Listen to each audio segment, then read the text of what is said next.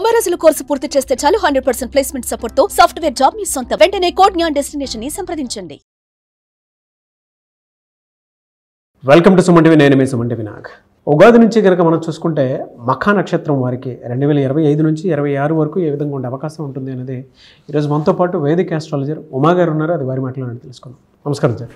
నమస్తే నాగరాజ్ గారు. ఉమా గారు, వేదిక ఆస్ట్రాలజీ ప్రకారం కనుక మనం చూసుకుంటే మఖా నక్షత్రం వారికి ఏ విధంగా ఉండే అవకాశం ఉంటుందంటారు? మఖా నక్షత్రము సింహరాశికి సంబంధించిన నక్షత్రం అండి. ఈ విశ్వావసునామ సంవత్సరం ప్రారంభం కాలంలోనే అంటే మార్చి 30వ తారీఖునే శని యొక్క సంచారం మారుతోంది. శని కుంభంలోంచి మీనంలోకి ట్రాన్సిట్ అవుతున్నారు, సంచారం జరుగుతోంది. అయితే దీంతో పాటుగా మే 15వ తారీఖు తర్వాత గురుడు వృషభంలోంచి మిథునంలోకి మారబోతున్నారు. రాహు మీనంలోంచి కుంభంలోకి మారబోతున్నారు. అయితే దీని యొక్క పరిణామాలు చూస్తే కనుక సింహరాశి వాళ్ళకి మేజర్గా అష్టమ శని అనేటువంటిది స్టార్ట్ అవుతుంది. అష్టమస్య ప్రాణ సంకట. అష్టమ శని అంటే ఏంటంటే, శని ఎప్పుడైతే అష్టమ స్థానంలోకి ఉంటాడో ఎవ్రీ ఆస్పెక్ట్ ఆఫ్ లైఫ్లోనూ అన్ని క్రిటికల్ కండిషన్సే ఉంటాయి. ఐదర్ అది ఫైనాన్షియల్ ఇష్యూస్ అవ్వచ్చు, అంటే ఫైనాన్షియల్గా వీళ్ళు ఎంత సంపాదించినప్పటికీ కూడా రూపాయి నిలబడదు. పైగా అడిషనల్గా ఏదైనా అప్పు చేయాల్సిన పరిస్థితి రావడము, సడన్గా ఏదైనా కట్టాల్సిన పెండింగ్ ఏదైనా పేమెంట్స్ ఉంటే మీదకి వచ్చేయడము, ఆ ప్యానిక్ సిచ్యువేషన్స్ అనేవి ఖచ్చితంగా వీళ్ళు అష్టమ శనిలో ఫేస్ చేస్తారు ఖచ్చితంగా. అయితే రెండవది ఏంటి అంటే వాహన ప్రమాదాలండి. అష్టమ శని నడుస్తున్న మీకు మఖా నక్షత్రం వాళ్ళకి నేను చెప్తున్నాను, మీరు దూర ప్రయాణాలు చేయొద్దు.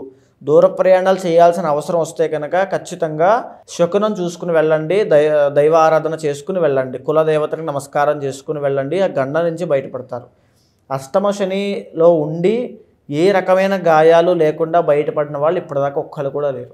ఖచ్చితంగా అంటే చిన్నదో పెద్దదో గాయం అవుతుంది. అది చిన్న పెద్దాన్ని మన జాగ్రత్త బట్టి, మన దైవానుగ్రహం బట్టి నిర్ణయించబడుతుంది.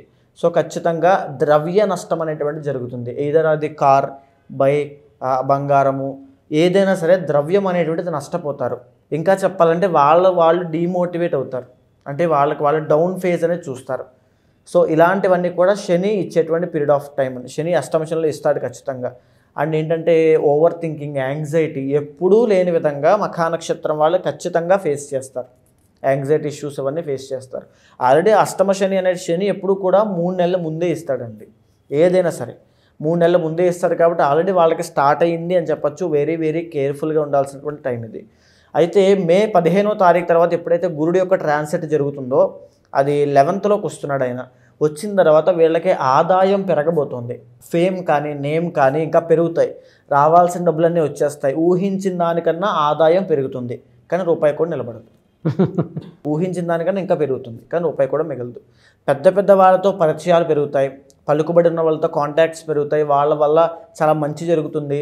అండ్ ఎవరైతే మఖా నక్షత్రంలో ఉండి ఇప్పటిదాకా పెళ్ళి కాలేదనుకుంటున్నారో వాళ్ళకి ఖచ్చితంగా కుదురుతుంది. మే టు అక్టోబర్ లోపు మీకు పెళ్లి కుదరబోతుంది. ఎవరికైతే సంతానం లేదో వాళ్ళకి ఖచ్చితంగా సంతానం కలుగుతుంది, పుత్ర సంతాన యోగం కనబడుతుంది. ఎవరైతే ఇప్పటిదాకా మేము సంపాదించుకోలేదు, నిలబెట్టుకోలేదు అనుకుంటుంటారో వాళ్ళకి కూడా మంచి శుభవార్త అని చెప్పచ్చు. కానీ శని ఇచ్చేటువంటిది ఒక పక్క సంపాదన, ఒక పక్క చిల్లు, కుండకి చిల్లు ఉన్నట్టుగా శని. సో రెండింటినీ చాలా బ్యాలెన్స్డ్గా మీరు ఫేస్ చేయాల్సి వస్తుంది. సో ఇది బాగా గుర్తుపెట్టుకోండి. అదేవిధంగా రాహు 7th హౌస్లోకి వస్తున్నాడు. ఇది ఎలాంటిదనంటే, ఎవరైతే ఉమ్మడి వ్యాపారాలు చేస్తుంటారంటే పార్ట్నర్షిప్లో వ్యాపారం కానీ బిజినెస్లు కానీ, వైవాహిక జీవితంలో ఆల్రెడీ చిన్నో చితకో సమస్యలు ఉన్నాయనుకున్న వాళ్ళకి అది ఇంకా పెద్దవి అవుతాయి. ఖచ్చితంగా రాహు వచ్చేసి ఇంకా పెద్దవి చేస్తాడు. ఉమ్మడి వ్యాపారంలో నష్టం చేస్తారు. ఎప్పుడూ కూడా మఖా నక్షత్రం వాళ్ళు ఈ టైం నుంచి, ఈ నిమిషం నుంచి మీరు అసలు పార్ట్నర్షిప్ అనేటువంటిది పెట్టుకోవద్దు. పెట్టుకున్నారంటే నష్టపోయేది మీరే అని అర్థం.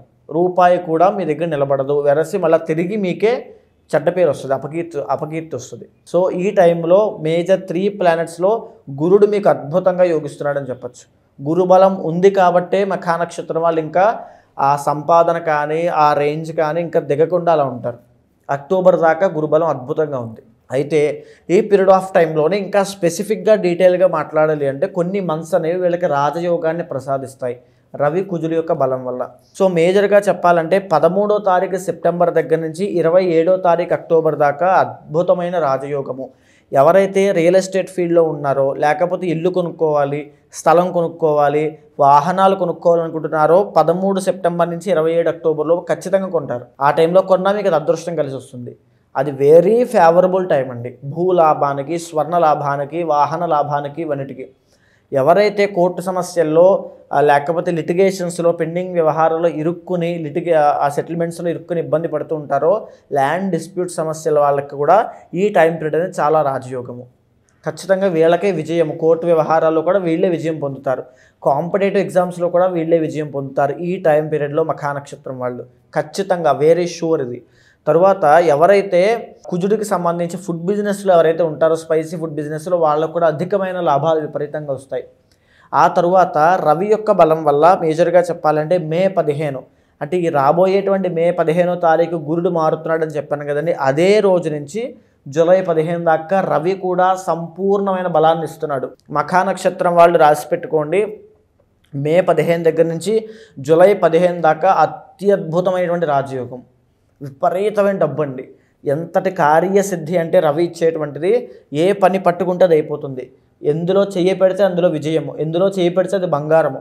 అంతటి డబ్బుని, పేరుని, అంతటి సక్సెస్ని ఒక గ్రాండ్గా రాయల్గా చూడబోతున్నారు మే 15 నుంచి జూలై 15 దాకా. మళ్ళా తిరిగి అక్టోబర్ 15 దగ్గర నుంచి నవంబర్ 15 దాకా సేమ్ ఇలాంటి యోగమే రవి యొక్క బలం వల్ల రావడం వల్ల అద్భుతంగా మళ్ళీ అప్పుడు కూడా చూస్తారు. సో అయితే మేజర్గా ఈ మంత్స్ అనేవి చాలా బాగుంటాయి. ఈ మంత్స్లో ఎక్కువగా మీ ఎఫర్ట్స్ అనేది పెట్టండి. ఏమైనా అగ్రెసివ్గా రిస్క్ తీసుకునే ఉంటే ఈ మంత్స్లోనే తీసుకోండి, విజయం మీదే అవుతుంది. ఇకపోతే ఎవరైతే సినిమా ఫీల్డ్లో ఉంటారో, కళారంగం, నృత్య గీతాది వాద్య రంగాల్లో ఉంటారో, సినీ రంగంలో ఉంటారో, నాటక రంగంలో ఉంటారో వాళ్ళందరికీ కూడా జనవరి and February 2026 January and February మాసాల్లో ఖచ్చితంగా ఇబ్బందులు వస్తాయి. మోడలింగ్, యాంకర్స్, యాక్టర్స్ అందరికీ కూడా. ఎందుకంటే జన ఆదరణ అప్పుడు తగ్గుతుంది, కాస్త వాల్యూ తగ్గుతుంది. ఎవరైనా మీరు మూవీ ఇండస్ట్రీ అయితే ఖచ్చితంగా ఆ టైంలో రిలీజ్ డేట్స్ కానీ ఇది పెట్టుకోవద్దు. ఖచ్చితంగా ఇబ్బంది పడతారు, జన ఆదరణ తగ్గుతుంది. ఆడవాళ్ళ వల్ల కాస్త అభియోగాలు, ఇబ్బందులు రావడము, సడన్గా ఏదో తెలియనటువంటి అలజడి రేగడం అలాంటివి జరుగుతూ ఉంటాయి. విపరీతంగా డబ్బులు ఖర్చు అయిపోవడము. ఆడవాళ్ళకైతే ఎస్పెషల్లీ మఖా నక్షత్రం వాళ్ళకి థైరాయిడ్, పీసీఓఎస్ కానీ సమస్యలు, గాల్ బ్లాడర్ సంబంధించిన ఇబ్బందులు కూడా వచ్చే అవకాశం ఉంటుంది. ఆ 2 months అనేది కాస్త క్రిటికల్గా ఉంటుంది కాబట్టి చాలా జాగ్రత్తగా ఉండాలి. అండ్ ముఖంలో కూడా అందవిహీనత్వము, ఆ 2 months కూడా సంథింగ్ ఒక డౌన్ఫాల్ అనేది ఉంటుంది, డౌన్ ఫేజ్ అనేది చూస్తారు. సో నేను చెప్పేటువంటిది మఖా నక్షత్రం వాళ్ళకి పర్సనల్ చార్ట్ ఖచ్చితంగా చెక్ చేసుకోండి. మీ పర్సనల్ చార్ట్ బాగుంది అనుకుంటే వెరీ షూర్ ఈ గురుబలాన్ని దాన్ని సమన్వయం చేసుకుంటూ అద్భుతమైన రాజయోగాన్ని మీరు అనుభవిస్తారు. ఒకవేళ అక్కడ కనుక డల్గా ఉన్నారనుకుంటే గురుబలం ఆల్రెడీ ఉంది కాబట్టి తగినటువంటి పరిహారాలు తప్పకుండా ఆచరించండి. మఖా నక్షత్రం వాళ్ళకి నేను చెప్పేటువంటి పరిహారము శ్రీరుద్ర యాగము. ఖచ్చితంగా అది చేయడం వల్ల ఏమిటంటే ఏకకాలంలోనే రాహు యొక్క దోషాలు పోతాయి, రుద్రుడి యొక్క అనుగ్రహము అంటే సర్వదోషాలు నివారణ అయ్యి జీవితంలో మఖా నక్షత్రం వాళ్ళు ఒక్కసారైనా శ్రీరుద్రయాగం చేయాలి. చేస్తే అద్భుతంగా ఉంటుంది. లైఫ్ అంతా ఒక రకమైనటువంటి టర్నింగ్ పాయింట్. ఎందుకు పుట్టారో తెలుస్తుంది, ఏం చెయ్యాలో ఒక ఆలోచన పుడుతుంది. అవన్నీ కూడా శ్రీరుద్రయాగం వల్ల జరుగుతాయి వీళ్ళకి. సో అది తప్పనిసరిగా వీలైనంత తొందరలో ఈ మే 15 లోపలనే మీరు చేసుకోండి, పర్సనల్ చార్ట్ చూసుకుని. ఇంకా నేను చెప్పేది ఏంటంటే మఖా నక్షత్రం వాళ్ళకి శివ ఆరాధన ఎక్కువగా చేయండి. శివుడి యొక్క ఆరాధన చేయడం వల్ల మీకు పట్టబోయే రాజయోగం ఇంకా రెట్టింపు అవుతుంది. చాలా అద్భుతంగా ఉంటుంది. మీరు ఇందాక ఒక మాట అన్నారు కదండి, అష్టమస్య ప్రాణ సంకట అని చెప్పి, అంటే మృత్యుగండం కూడా ఉండే అవకాశం ఉంది. ఖచ్చితంగా ఉంటుంది. ఖచ్చితంగా అష్టమ శని ఉన్న వాళ్ళు గాయము తగలకుండా బయటపడడం చాలా కష్టం. ఒక్కళ్ళు కూడా ఉంటారు, ఖచ్చితంగా గాయం అవుతుంది. ఎయిదర్ అది దోషం ఉంది, శని దోషము పట్టింది. ఇప్పుడు మే 30వ తారీఖు, మార్చి 30 దగ్గర నుంచి వాళ్ళకి స్టార్ట్ అవుతుంది. మే వరకు ఉంటుంది. అది 2.5 years ఉంటుంది. ఎలా అండి అంటే దానికి డెఫినెట్గా మీరు ఇందాక చెప్పినట్లు పూజ చేసుకోవటం చేయాలి ఖచ్చితంగా. ఆ పరిహారం అనేటువంటిది మన కర్మని మనం ప్రాయశ్చిత్తం చేసుకుని స్వామిని వేడుకోవడం అనండి. ఏదైనా తప్పులు తెలిసి కానీ తెలియక కానీ చేస్తుంటే క్షమించి ఈ దోషం నుంచి, కర్మ అనేటువంటిది చాలా రకాలు ఉంటుంది కదా. ఉదాహరణకి ఏలినాటి శనిలో మళ్ళీ అర్ధాశ్రమ శని ఉంటుంది, 4వ స్థానంలో శని. దాని పెద్ద ఎఫెక్ట్ ఏముంటుందంటే పనులన్నీ ఆటంకం అవుతాయి. అది కూడా ఒక కర్మ. మీరు సమయానికి మీరు కష్టపడినటువంటి డబ్బులు మీకు అందకపోవడం కూడా ఒక కర్మే కదా. అది అర్ధాశ్రమ శని రూపంలో శని భగవానుడు ఇస్తాడు. ఇక్కడ ఏదైతే పాపం చేశారో దానికి తగినట్టుగా మీరు గాయాలు అయ్యేటట్టుగా అష్టమ శని రూపంలో ఇక్కడ ఈ శని భగవానుడు ఇస్తాడు. ఏ వారం వీళ్ళకి ఎక్కువ కలిసి వచ్చే అవకాశం ఉంటుందన్న? సోమవారం నాడు శివారాధన ఎక్కువగా చేస్తే ఇక్కడి నుంచి చాలా బాగుంటుంది. చాలా మంది కానీ ఉగాది నుంచి మా లైఫ్ ఏ విధంగా ఉండబోతుంది అనేటువంటి విషయం తెలుసుకోవాలనుకుంటారు. ఎస్పెషల్లీ మన వాళ్ళకి అంటే తెలియకుండానే కొంతమంది చాలా ప్రాబ్లమ్స్ ఫేస్ చేస్తూ ఉంటారు. అర్థం కానటువంటి ప్రశ్నలు ఎన్నో ఉంటాయి. వాటికి సంబంధించినటువంటి వాటిలో వేదిక్ ఆస్ట్రాలజీ ఒక పర్ఫెక్ట్ గైడ్ అని చెప్పేసి చెప్తారు.